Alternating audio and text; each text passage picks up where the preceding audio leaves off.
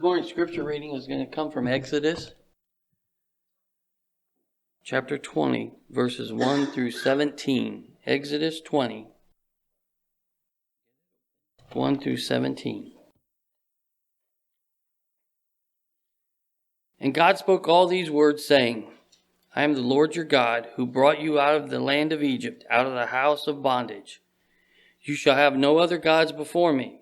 You shall not make for yourself a carved image, any likeness of anything that is in heaven above, or that is in the earth beneath, or that is in the water under the earth. You shall not bow down to them, nor serve them, for I, the Lord your God, am a jealous God, visiting the iniquity of fathers upon the children, to the third and fourth generations of those who hate me, but showing mercy to thousands, to those who love me and keep my commandments. You shall not take the name of the Lord your God in vain, for the Lord will not hold him guiltless who takes his name in vain. Remember the Sabbath day to keep it holy. 6 days you shall labor and do all your work, but the seventh day is the Sabbath of the Lord your God. In it you shall do no work, you, nor your son, nor your daughter, nor your male servant, nor your female servant, nor your cattle, nor your stranger who is within your gates. For in 6 days the Lord made the heavens and the earth, the sea, and all that is in them, and rested the seventh day. Therefore the Lord blessed the Sabbath day and hallowed it. Honor your father and your mother, that your days may be long upon the land which the Lord your God is giving you. You shall not murder. You shall not commit adultery. You shall not steal. You shall not bear false witness against your neighbor. You shall not covet your neighbor's house. You shall not covet your neighbor's wife, nor his male servant, nor his female servant, nor his ox, nor his donkey, nor anything that is your neighbor's.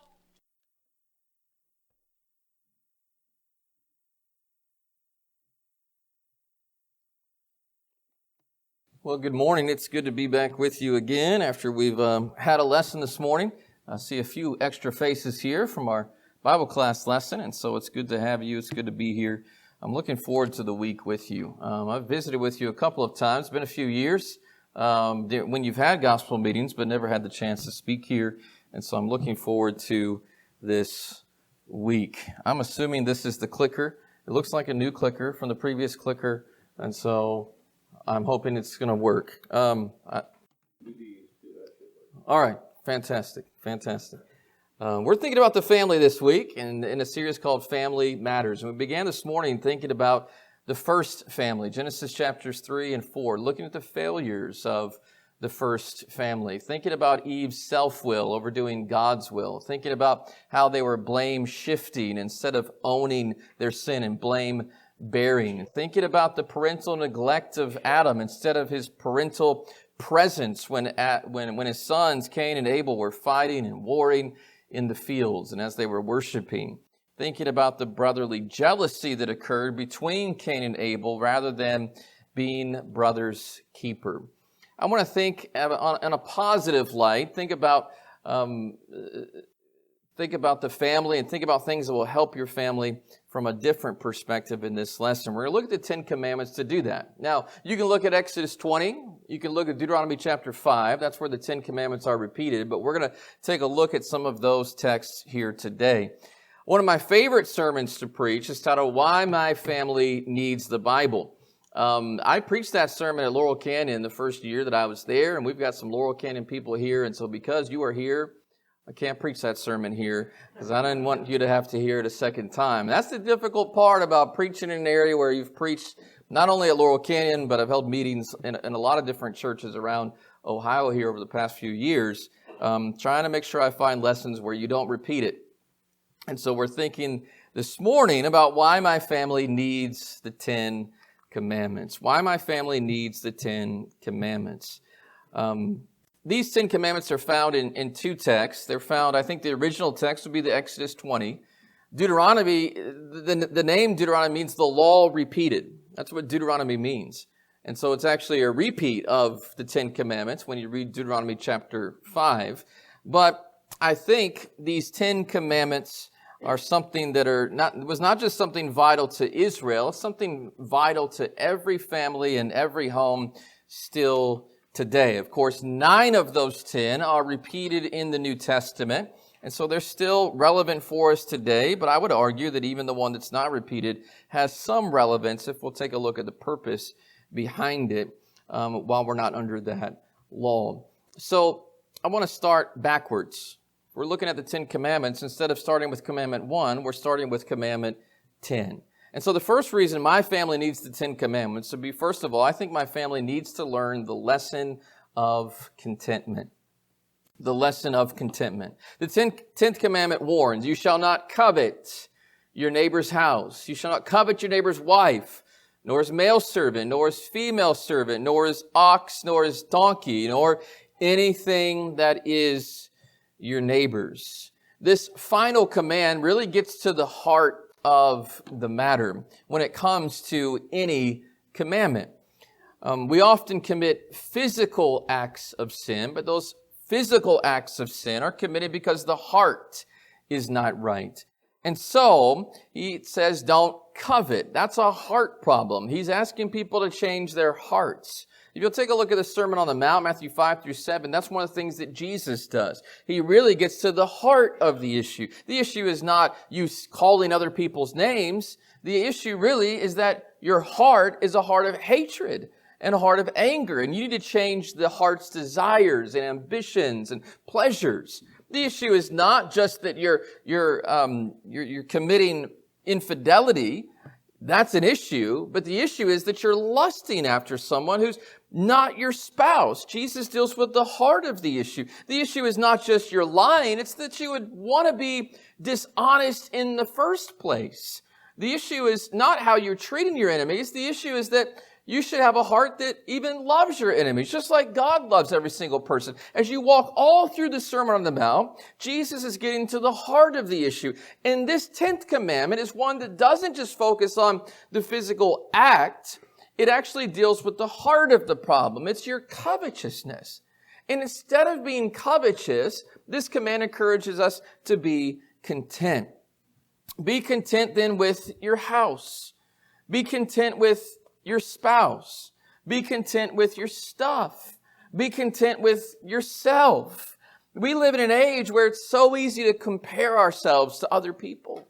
This is one of the most dangerous things about social media, in my opinion, is we start getting caught up in rivalry and in sinful comparisons. It sometimes provokes jealousy and envy within us when we see other people's lives posted on Instagram. We see somebody's house and we think, well, I must be a failure. My house isn't that nice and it's not that clean.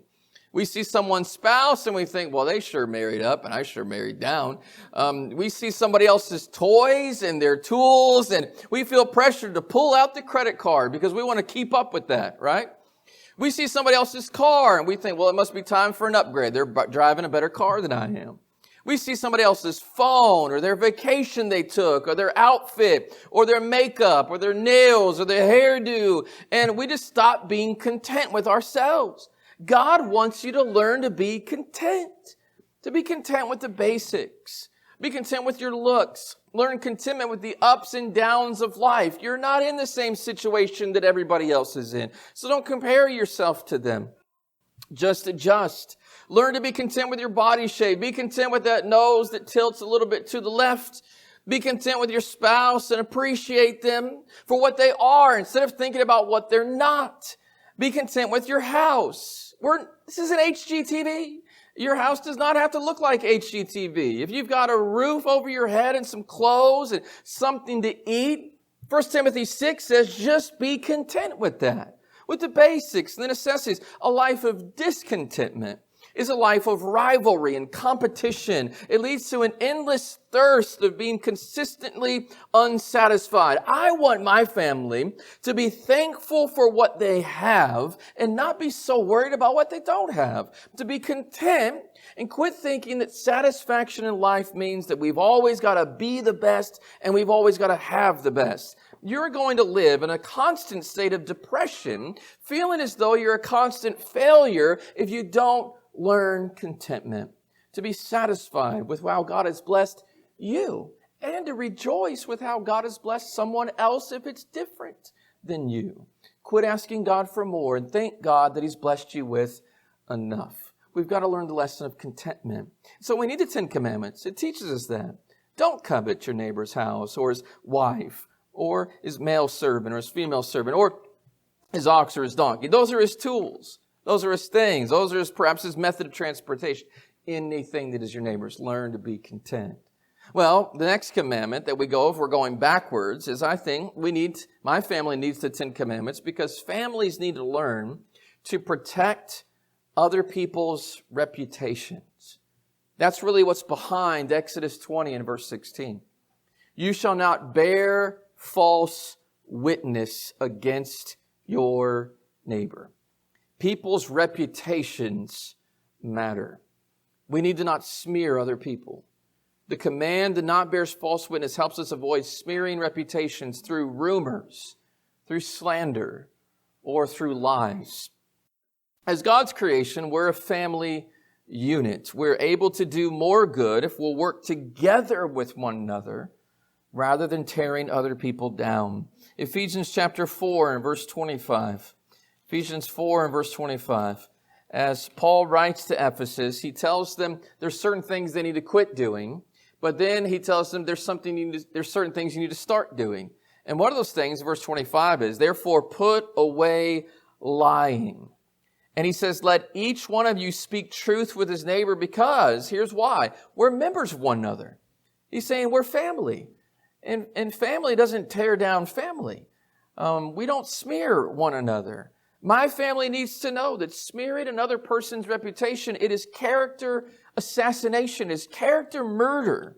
And God treats that no differently than physical murder. If you'll take a look at 1 John chapter 4, it talks about Cain killing his brother Abel. He commits a physical act. But then he says if you hate your brother, he equates it with murder.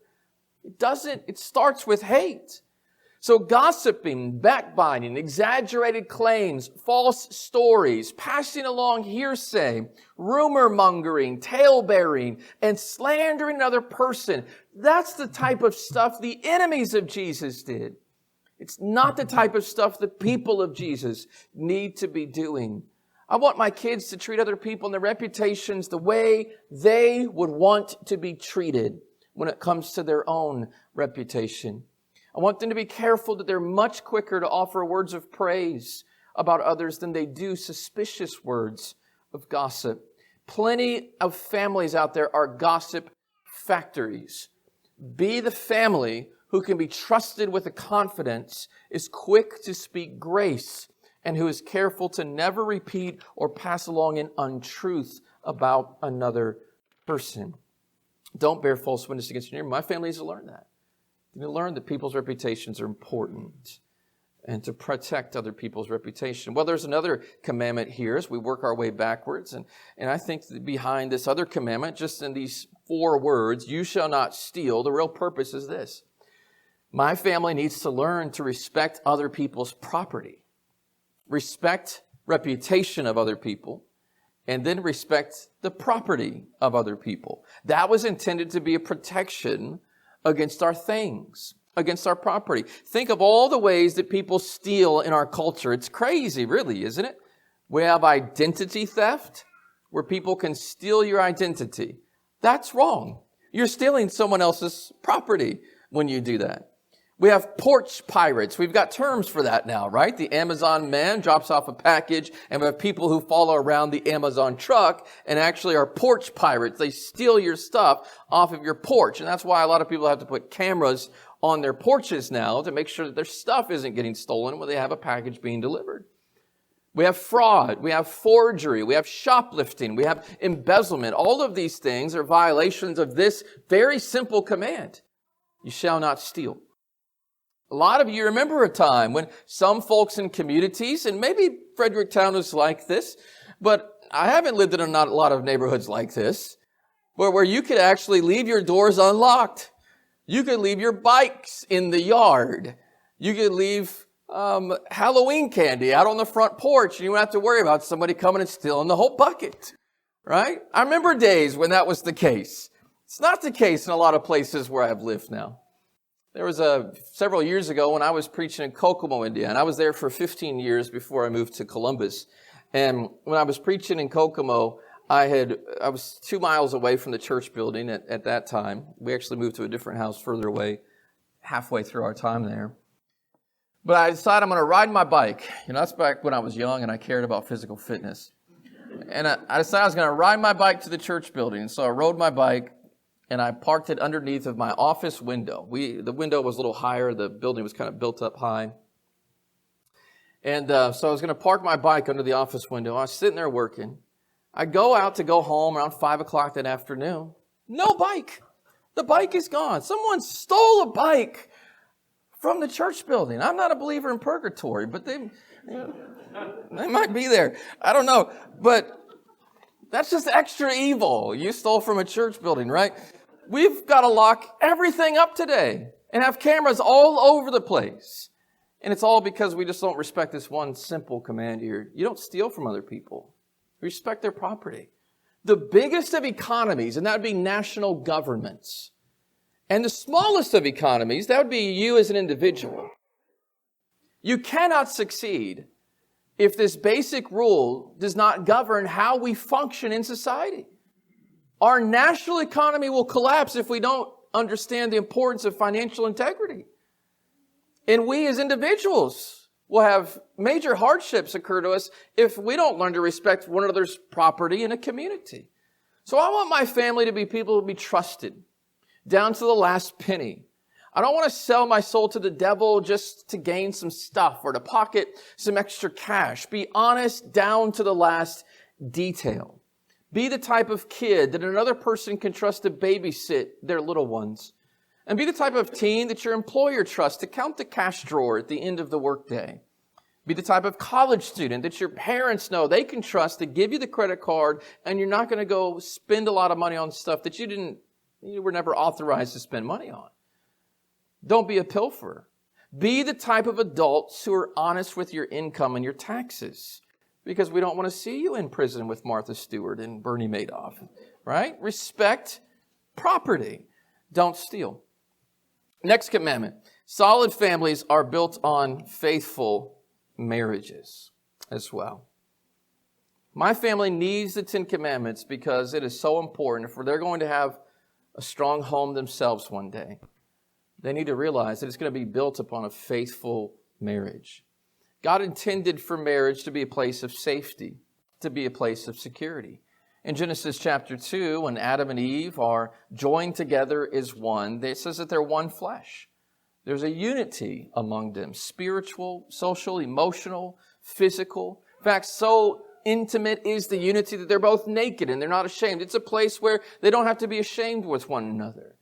It's that close. It's that intimate. Affairs ruin this family safety net and turn the home into a place of danger and a place of insecurity. Exodus 20:14, you shall not commit adultery. That's cheating on your spouse. That's what that is. Ruins the security that the secure place a home is supposed to be. Take a look at Proverbs chapter 7, verses 24 through 27.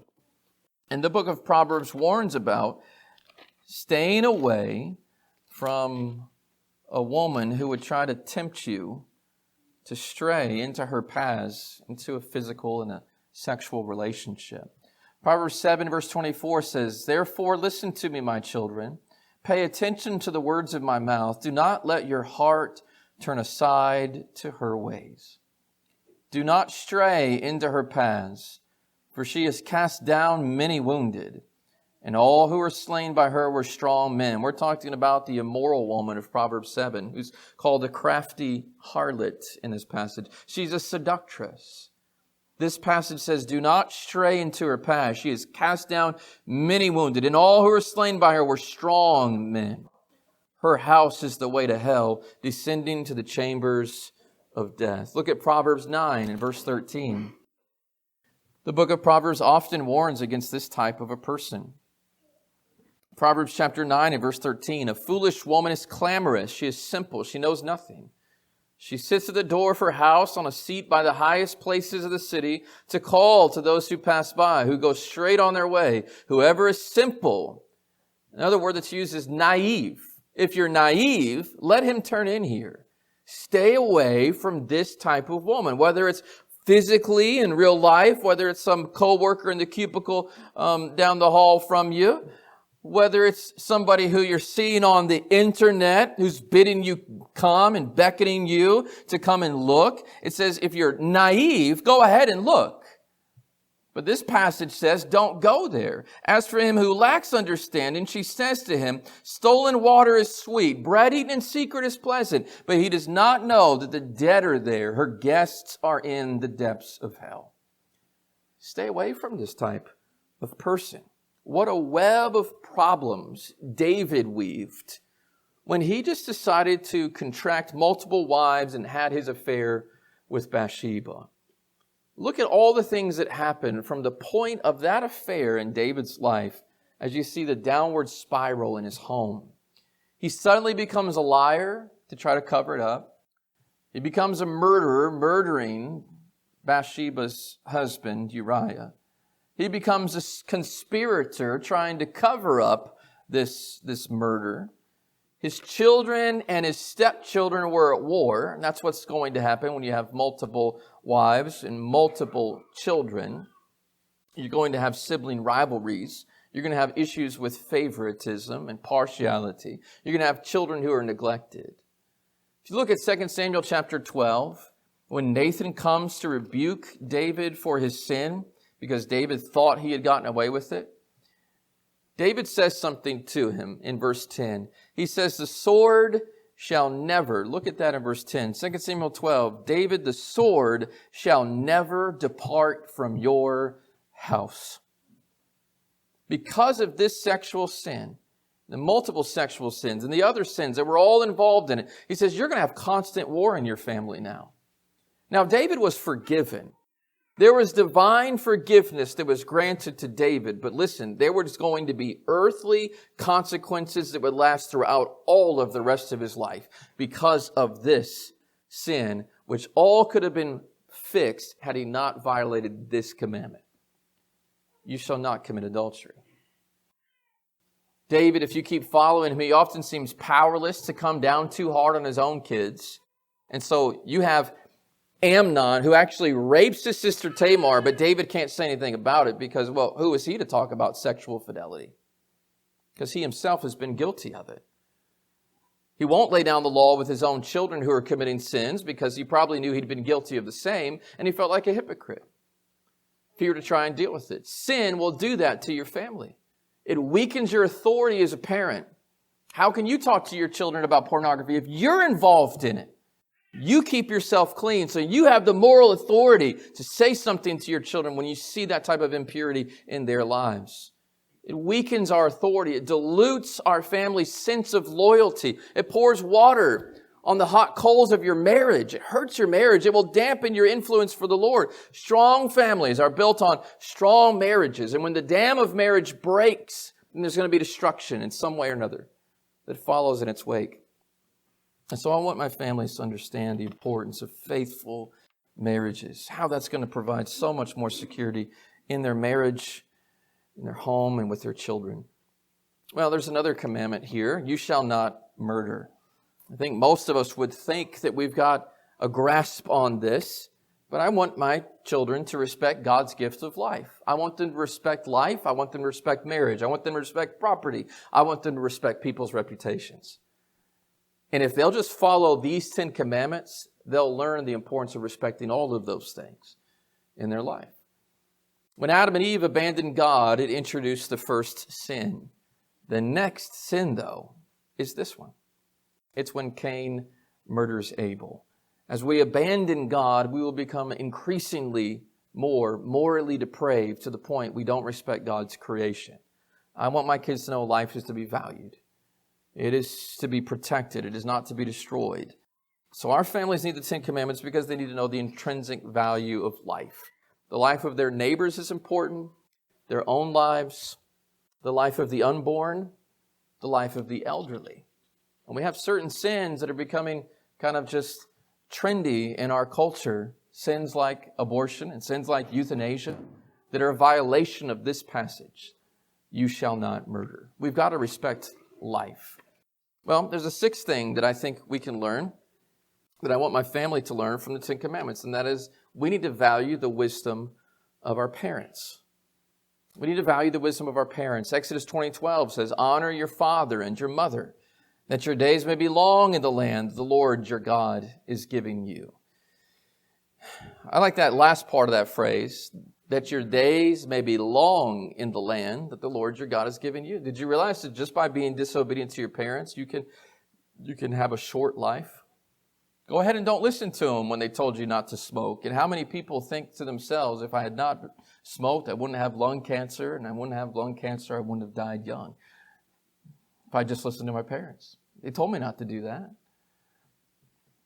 Don't drink, don't do drugs. Parents say things like that to their kids. And yet how many kids have ignored the wisdom of their parents and done those things, and they've had short life because of it? Don't hang out with the wrong crowd. Don't hang out with violent people. And how many kids have hung out with the wrong crowd, and it's cost them their life because of the people that they put themselves around? Listen to your parents, because you might just live a longer life by listening to them and listening to their wisdom. Now, I want you to think about this a little bit. This is written to Israel. Now, that assumes something. It assumes that Israelite parents would be teaching God's will to their children. Okay? I think that's important. Deuteronomy chapter 6, verses 5 through 9, love the Lord your God with all your heart, soul, and mind and strength. And then it talks about the importance of, teach your children everything about the will of God. When they lie down, when they rise up, when you walk by the way, when you sit down. That passage is written to Israelite parents and grandparents and teaches them the importance of instilling God's law and God's values in their children. That's important, because that's the type of father and mother that we can honor, that we can show respect, that we do prize greatly, because it's a father and a mother who are trying to teach us God's will. So it's assumed here that the parents are teaching God's will. But I do want to say this. There's no caveat on the end of this verse. It doesn't say, honor your father and mother if they are perfect. Honor your father or mother as long as they're respectable. Honor your father if you like him better, or honor your mother if you like her better, if she's a better person. It's just a simple directive. It might even suggest to you that even if our father and mother are imperfect people, they may still give us good advice and training. And we still need to be able to separate their bad example from their good advice. Here's why that's important, because I hear people say, well, my mom and dad, they aren't good people, so I don't have to honor them, do I? No, you do have to honor them. There's no honor your father and mother unless. There's no honor your father and mother except. There's no honor your father and mother but. Now, if they're not teaching you God's will, you got to follow God rather than man. So we do have to learn to separate God's will from bad advice and bad instruction. But there's no caveat here. Don't throw out, I would suggest to you, perfectly good advice just because it came from an imperfect person. Even Jesus taught this principle, right? In Matthew chapter 23, you think the scribes and the Pharisees were great people all the time? No, they were the people that put Jesus on the cross.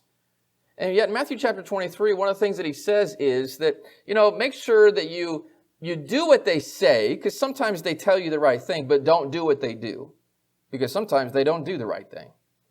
And sometimes we have to learn the difference between those two things. You might have parents who don't always do the right thing, but if they're telling you the right thing, honor that, prize that. Value the good teaching that you get, but you do have to learn to discern and sift between the good and the bad. But I want my kids to honor. I want them to learn to honor their parents and to value them and to prize them. I didn't have perfect parents. My dad's a preacher. I'll tell you, I didn't have perfect parents. They weren't sinless parents. I didn't have Jesus as a parent. I'm not a perfect husband. I don't have a perfect sinless wife. Do I still have to treasure her? Does she still have to honor me in our marriage? Absolutely. And we have to help one another with the imperfections and the problems that exist. Still honoring and treasuring and prizing the good that we learn and that we gain from our parents. I'm so thankful for the parents that I had, though. They're not perfect people, but I'm so thankful for them, because I wouldn't be the person that I am today if it were not for them. I want my parents to learn the importance of my children to learn, parents too, but I want my children to learn the importance of honoring their parents. All right. I could talk about that for a long time. We'll talk about parenting a little bit more this week. Number 7, this is where we get into that Sabbath day. Okay? We are not under, I want to make sure that you don't think I'm a false teacher the moment I step foot here this week. We are not under the Old Testament law, and the keeping of Sabbaths has been put away if you read Colossians chapter 2. So I want to make sure that we all understand that. I'm not saying you need to keep the 7th day of the week as your day of worship. All right? No one should judge you in that matter. But I do want you to think about the principle behind the 7th day commandment here. It says, remember the Sabbath day to keep it holy. 6 days you shall labor and do all your work. The 7th day is the Sabbath to the Lord your God. On it you shall not do any work. You, or your son, or your daughter, or your male servant, or your female servant, the whole family, everybody was supposed to take the day off on the 7th day. Not even the sojourner within your gates. For in 6 days the Lord made heaven and earth, the sea and all that is in them, and rested on the 7th day. And the Lord blessed the Sabbath day and made it holy. Now, this command, not repeated in the New Testament. But the principle of rest and worship is certainly an important principle for our families and our children. Would you agree with that? Jesus rested. If you need some Jesus examples, in Matthew chapter 8, look at verses 23 through 26. Even Jesus took time to rest. When he was here as a human, he suffered the things that humans do, such as getting tired and getting hungry. In Matthew chapter 8 and verse 23, it says that he got into a boat, his disciples followed him, and suddenly a great tempest arose on the sea. The boat was covered with waves, but he was asleep. Jesus rested. Jesus took time to rest. Look at Mark chapter 6, verses 31 and 32. Mark 6:31. He said to them, after they'd had a very busy day of working with people and healing people, and they were also stressed out about the death of John the Baptist here. Verse 31, he says to his apostles, come aside by yourselves to a deserted place and rest a while. You see the rest?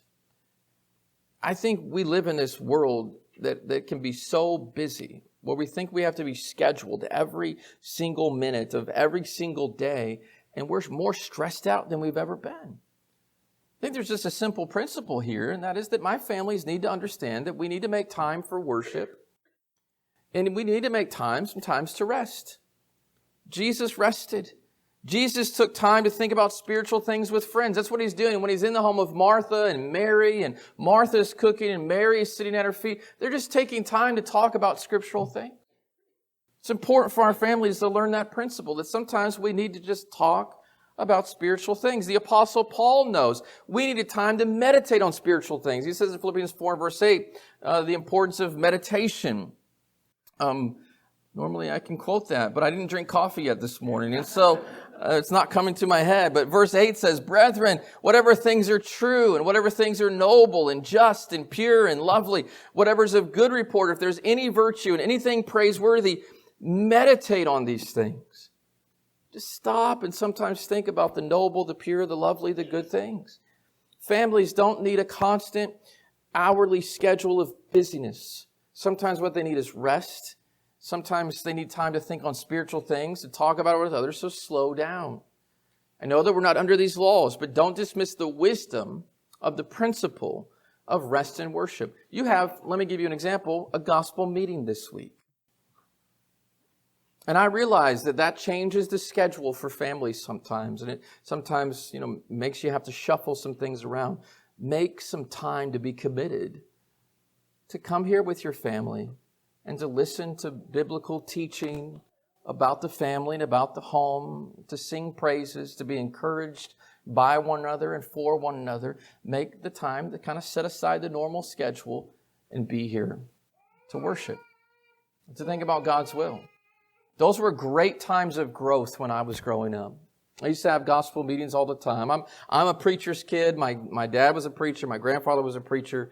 And so I knew tons of preachers growing up, and we had preachers in our house all the time. We would have a lectureship every summer, and that was a busy week because we would have, I think, like 16 sermons in 4 days, and we'd be at church all day long for 4 days straight at the church where I grew up, and we would have 10 to 12 different preachers come into town. They'd all be at our house till 1 o'clock in the morning. We'd get up at 9 the next morning. We'd go back to church. But those were times of intense spiritual growth.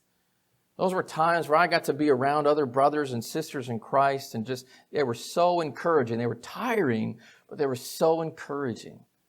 Make time for rest and for worship, to get away from the jobs, the work, the busyness for a little while, to enjoy those things. And I would say not just church, but also take the time to spend a little time in God's creation with your family sometimes.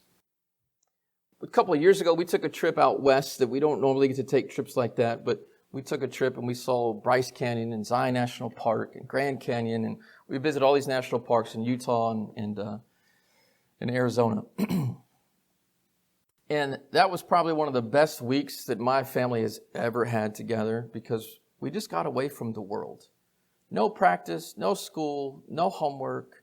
We got away from the world and we just talked about things. We would talk about the scriptures. We'd talk about one another's lives. There was nothing else to do. We just enjoyed the beauty of God's creation, a place where we don't normally get to see it. And we just enjoyed being with each other. There's a principle here, I think. Get away from the world every once in a while and take some time to rest and to worship. All right, I've got to hurry through these last couple of points. You've been very patient. Thank you so much. There's 10 commandments, so this doesn't fit in a 4-point sermon very easily. All right, number 8, I want my kids to know the 10 commandments because I want them to know God is not a swear word. Exodus 27 says, "You shall not take the name of the Lord your God in vain, for the Lord will not hold him guiltless who takes his name in vain." In our culture, the name of God is casually used, or it's substituted in euphemisms. The cross is casually worn. It's no surprise that there's a casual attitude toward God entirely. And so I want my kids to understand the importance of taking the Lord's name and service to him seriously. Treat him reverently. Don't disregard God, and don't use his name lightly. There's last 2 commandments, and this is actually the first 2 commandments, but here's the last 2 points that I'd make. I want my family to know the 10 commandments because I also want them to know the reality of God. That's what Exodus 20, verses 4 through 6 is really about, in my estimation. It says in verse 4, "You shall not make for yourself a carved image, or any likeness of anything that is in heaven above, or that's in the earth beneath, or that's in the water under the earth. You should not bow down to them or serve them. For I, the Lord your God, am a jealous God, visiting the iniquity of the fathers on the children to the 3rd and the 4th generation of those who hate me, showing steadfast love to thousands of those who love me and keep my commandments." There are many beliefs that you can pick up about God just by looking at imagery from world religions and listening to ideas from belief systems. But God states in the 2nd commandment, don't make for yourself a carved image. Don't get your ideas about God from what you see and from imagery, from icons. Instead, understand that God is not an image. He is not an icon. He's not something that man makes with his hands. God is real, and he's a jealous God who wants our service. Context of this command tells us he's jealous. And it says, because he is jealous, he has the right to visit iniquity upon evildoers and to show steadfast love to the faithful. The command shows a 3-fold progression. If you take a look, it says, don't make them, don't bow down to them, don't serve them. You see the progression? Not until Jesus came to earth was there anything close to an image which helped us see both God and man properly. But Hebrews 1 tells us that he is the brightness of his image.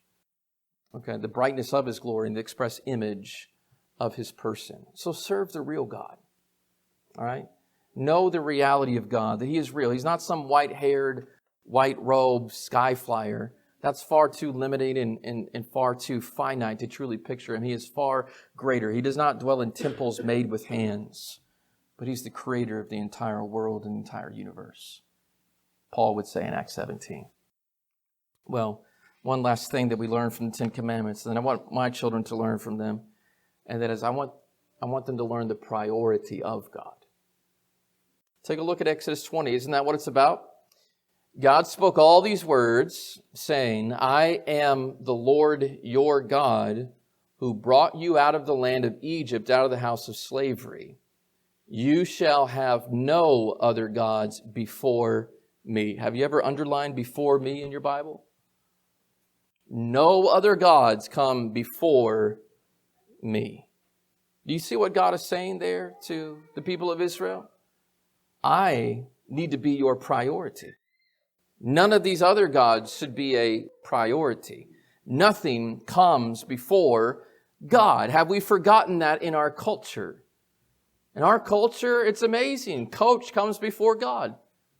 We've made sports a priority above God. Self-care comes before God. And so if it's going to help me to go out to the lake on Sunday or go out to the beach or be at the ocean or just kind of have a personal spa day, we do those things because we become more important than God. Social appointments come before God. And so if we're having a reunion or there's people in town or friends are getting together on Sunday night, well, we don't come back. School comes before God. And so it's okay for our kids if they got a big paper to write or they got some homework to do. We put teacher, we put professor before God. Sleep sometimes comes before God. This passage says, no other gods should come before me. Not coach, not professor, not teacher, not boss, not employer. Those things don't come before God. My family needs to know the living God comes before everything and anything else. Now why? Exodus 22 gives you the answer. Because I am the Lord your God who brought you out of the land of Egypt, out of the house of bondage. Because our God is the God who has proven through history His power and His ability as our Creator and our Redeemer. He is the priority, and He sets the priorities. So if we want to see a change in our families, I think it starts with the fundamentals. My family needs the 10 Commandments to learn the lesson of contentment, to protect others' reputations, to respect other people's property, to build faithful marriages and families, to respect God's gift of life, to value parental wisdom and experience that comes from that, to make time for worship and to make time for rest, to know that God isn't a swear word, that they should treat His name and His person seriously, to know He is real, and to know that He needs to be a priority in their lives. Now, you might think, well, this is all Old Testament. We're New Testament Christians. What does Jesus say in Matthew chapter 22, verses 37 through 39? When He's asked, what's the greatest commandment? He says, you shall love the Lord your God with all your heart, soul, mind, and strength. It's nothing different than what God had already said in the first 2 commandments. What's the second commandment? You shall love your neighbor as yourself. And then what does Jesus go on to say? On these 2 commandments hang all the law and hang all the prophets. Jesus is reiterating the importance of when we really want to come down to what's the most important thing for our families, love God and love your neighbor. And that's what these commandments teach us to do. The first 4 are about loving God. The last 6 are about how you can love your neighbor and love other people. So if you want to teach your children that, to love God and to love their neighbors, then we've got to start teaching them the heart behind these commandments. Well, what about you? Have you failed in one of these areas? Well, the good news is the same God who gave us these commandments also gave us His Son to die on a cross so that we could be forgiven because we have failed. And we don't always live up to these commandments. And He wants to forgive you. And He wants you to repent of those sins and turn back to Him, be a more loyal person than you were when you started. And so if you need to turn to the Lord with all your heart, with all your soul, all your mind, and all your strength, well, it begins with your confession in Jesus Christ, the Son of God, your willingness to turn from your sins, to follow Him truly and with all of your heart. And it also begins with baptism, as your sins are washed away and you're raised to walk in newness of life, following Him. If you're ready to do that, we invite you this morning. Won't you come? Start your journey with Jesus while we stand, while we sing.